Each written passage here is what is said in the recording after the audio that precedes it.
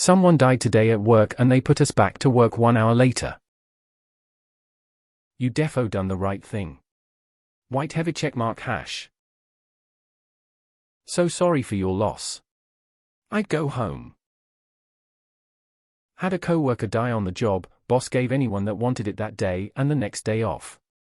Company brought in a counselor. This felt like the bare minimum. Always remember how easy it is for work to replace you and how hard it will be for your family to replace you. Pick family over work as often as you can. OSHA has a phone line. Maybe use it? See, my opinion is the boss feels too comfortable saying that shit. Used to be bosses who said that had their business destroyed. Literally. Like with a fire. Call the news. If you're in a small town, call the nearest big town city news station. Please inform the family of the ongoing issue that lead to this so they can contact a lawyer and file wrongful death lawsuit. This was a preventable death and they valued money over this man's life. Get as many of your co-workers who are willing to write their account of the situation with the machinery, or if they would give their contact info in case the lawyer needs to contact them for a statement. I am not a lawyer, but fuck that company. Time to call OSHA DOL, whatever state labor agency of your state. The employer is not only having you work in unsafe conditions. Once he knew about how unsafe it was, he didn't care fixing things. That tells a lot about how he cares about his employees, but also about how in danger all the employees are. This is why you never, I repeat never, bend over backwards for any company or any job. You are merely selling some of your time so you can afford to live the life you want. Bravo! A strike doesn't have to be carried out by a union.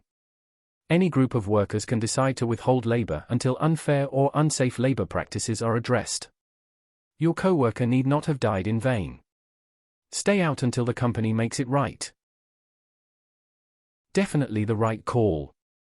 That's abhorrent, regardless of it being from unsafe conditions or not. Remind them that they're the ones trying to convince us we're all family while also sweeping a death under a rug. Fuck them. Try to collectively talk to a lawyer as well as informing OSHA. Talking to lawyers can be stressful with the expenses in mind, but nothing will change until they're hit in the pockets. Fucking hell, that's terrible. But I must say I was really worried about all the ways this person might have died given your explanation of the working environment.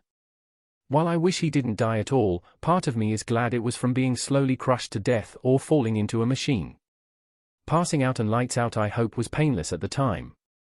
And before you say it. The slow death of being overworked to death is no picnic either. I get it. If you're in the United States, this walkout was a collective employment action against an unfair labor practice, and you are legally protected from termination by federal law. If they try the old "we can fire you for any reason or no reason" line, remind them that at-will employment is a state law that does not supersede federal protections, and the burden of proof will be on them to demonstrate that the terminations were not retaliatory.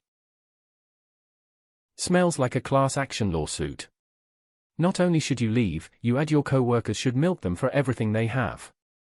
Ungrateful assholes. They really are showing you that they value their product continuing to flow uninterrupted over the lives of their employees.